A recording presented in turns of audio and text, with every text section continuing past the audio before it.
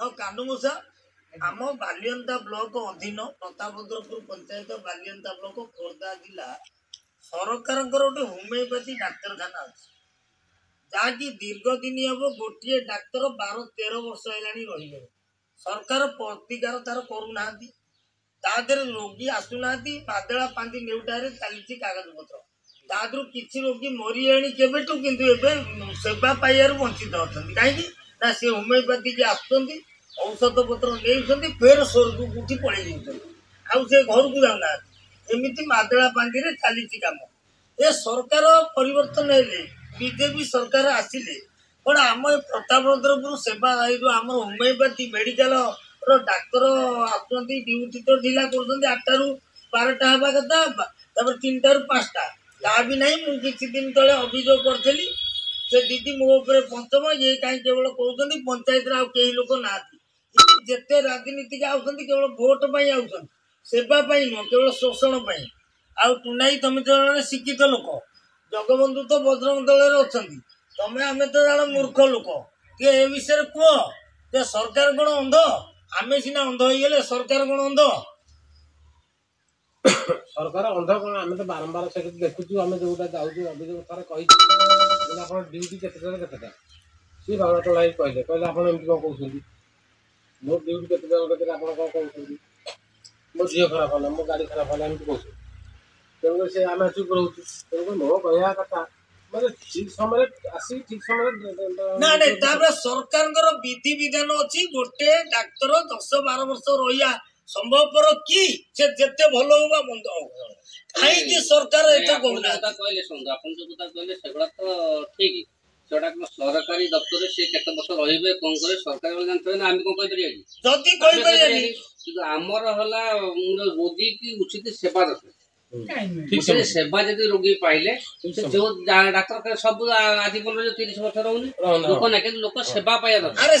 ଏକା ତ ଲୋକ ଶୁଣନ୍ତୁ, ଲୋକ ତ ସେବା ପାଉନାହାନ୍ତି, ସେ ଠିକ ଟାଇମରେ ଆସୁନାହାନ୍ତି। ଆମେ ଦେଖୁ ସମସ୍ତେ 10:30 11ଟା ବେଳକୁ ଅଧଘଣ୍ଟାଏ ଘଣ୍ଟାଏ ରହିଲେ ପଳେଇଲେ। ଯେହେତୁ ରୋଗୀ ଡକ୍ଟର ଆସୁନାହାନ୍ତି, ରୋଗୀ କାହିଁକି ଯିବେ ସେଠିକି? ଆଉ ମାଦଳା ପାଞ୍ଜି ଯୋଉ ଚାଲିଛି, ବାଦଳା ପାଞ୍ଜିରେ ଯୋଉ ରେକର୍ଡ ନନ୍ଦବାବୁ କରିଦେଇଛନ୍ତି, ଯୋଉ ଥିଲେ ଆଗରୁ ଦିନକୁ 500 ରୋଗୀ 400 ଆଉଥିଲେ, ସେ ତ ନାହାନ୍ତି। ସେଇ ଖାତା ନେଉଟା ଚାଲିଛି କାଗଜ ପତ୍ର, କିନ୍ତୁ ତା ଭିତରୁ ସେବା ନେଉଟିଲା ଭିତରେ କ'ଣ ହେଇଛି, କିଛି ରୋଗୀ ମରି ଯାଇଛନ୍ତି ପୂର୍ବରୁ, କାଗଜରେ ବଞ୍ଚିଛନ୍ତି, ସିଏ ଫେର ଔଷଧ ପାଇଁ ଆସିକି ସ୍ୱର୍ଗକୁ ସିଆଡେ ପଳେଇ ଯାଉଛନ୍ତି। ଇଏ ସେବା କାହିଁ ତଦାର କରୁଛି ନା ଆପଣ କହୁଛନ୍ତି? ସେଗୁଡାକ ଚେକିଂ କରୁଛି। ଚେକିଂ ଯୋଉ ଡିପାର୍ଟମେଣ୍ଟ ଅଛି ହୋମିଓପାଥିର, ସେ ରୋଗୀ ପ୍ରକୃତିରେ ଆସିଛି ନା ନାହିଁ ତା ଘରକୁ ଯାଆନ୍ତେ, ତଦାରଖ ହୁଅନ୍ତା। ପୁରା ମାଦଳା ପାଞ୍ଜି ଯୋଉ ଦିନ ଠାରୁ ଦିଦି ଜଏନ କରିଛନ୍ତି ଆଜି ପର୍ଯ୍ୟନ୍ତ ସବୁ ଯାକ ଚେକିଂ ହବା ଦରକାର। କାଗଜ ଗୋଟାଏ ଦିନର ଆରେ ବିଜେପି ଆସିଲା ପରେ ପରିବର୍ତ୍ତନ ସ୍ୱର ହବା କଥା, କିନ୍ତୁ ଯୋଉ ବିଜେଡି ଅମଳରେ ଯୋଉ ଅଫିସ ରାଜ ଚାଲିଛି, ସେମାନେ ପରିବର୍ତ୍ତନ ନହେଲେ ବିଜେପି ରାଜ ଚାଲିବ ନାହିଁ। ବର୍ତ୍ତମାନ ହୋମିଓପାଥି କ'ଣ 12 ବର୍ଷ, ଅନେକ ଅଫିସରେ 12 ବର୍ଷ 14 ବର୍ଷ ରହିଲେଣି, କିନ୍ତୁ ପ୍ରତାପରୁଦ୍ରପୁର ଆମର ଯୋଉ ହୋମିଓପାଥି ମେଡିକାଲରେ 10-12 ବର୍ଷ। କୋଉ ଡାକ୍ତରଖାନାରେ ତ ଏମିତି ନାହିଁ, କୋଉ ଅଫିସରେ ତ ଏତେ ଦିନ ପର୍ଯ୍ୟନ୍ତ କେହି ରହିନାହାନ୍ତି।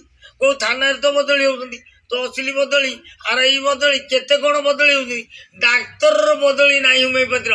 ଏଇଟା ବା ଟେଣ୍ଡର ନେଇଯାଇଛନ୍ତି ପୁରା 100 ବର୍ଷ, ଏଇଠି ଜନ୍ମ ଏଇଠି ମୃତ୍ୟୁ। ଏବେ ସେକ୍ରେଟାରୀ ଅଫିସ ଚାକିରିଆ, ସେକ୍ରେଟାରୀ ଅଫିସ ଚାକିରିରେ ତମେ ସେଇଠି ଜଏନ କରିବ ମାନେ ସେଇଠି ତମେ ବିଦା ହେଲ। ଏ ହୋମିଓପାଥି ସେଇଆ।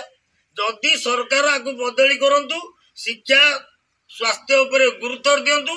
ଯଦି ହୋମିଓପାଥି ସେବା ବନ୍ଦ ଅଛି, ଆମ ପ୍ରତାପରୁଦ୍ରପୁରରେ ଗୋଟେ ଏଲୋପାଥି ଡାକ୍ତରଖାନା ଖୋଲା ଆଉ ସେ ଜାଗାରେ ଯଦି ହୋମିଓପାଥି ରହିବ, ତା ସହିତ ଏଲୋପାଥିର ତା ଦେହରେ ରହିବ। ଏଲୋପାଥି ରହିଲେ ଆମ ଅଞ୍ଚଳ ବାଲିଅନ୍ତା ବ୍ଲକର ପ୍ରତାପରୁଦ୍ର, ଜୟଦେବ, କାକୃତିର ଏ ପାଖାପାଖି ସେବାଟା ଠିକ ପାଇବେ। ଏଟା କ'ଣ କହୁଛ କହିଲ? ଠିକ କଥା। ହୋମିଓପାଥି ଆଉ ଲୋକ ତ ଦେଖିବାରେ ଆଉ ଲୋକ ଆସୁନାହାନ୍ତି। ସେ ଦାସ ବାବୁ ଥିଲେ ଯେତିକି ଲୋକ ହନ୍ତି, ଆଉ ତମେ ଦେଖୁ ସବୁବେଳେ ପଡିଆ ଲୋକ 5-6 କିଲୋମିଟର, ଅଡ଼ଶପୁର 7 କିଲୋମିଟର ଦୂରତ୍ୱ ହଉଛି। ପାଖ ହେଲେ ଭଲ ହବ।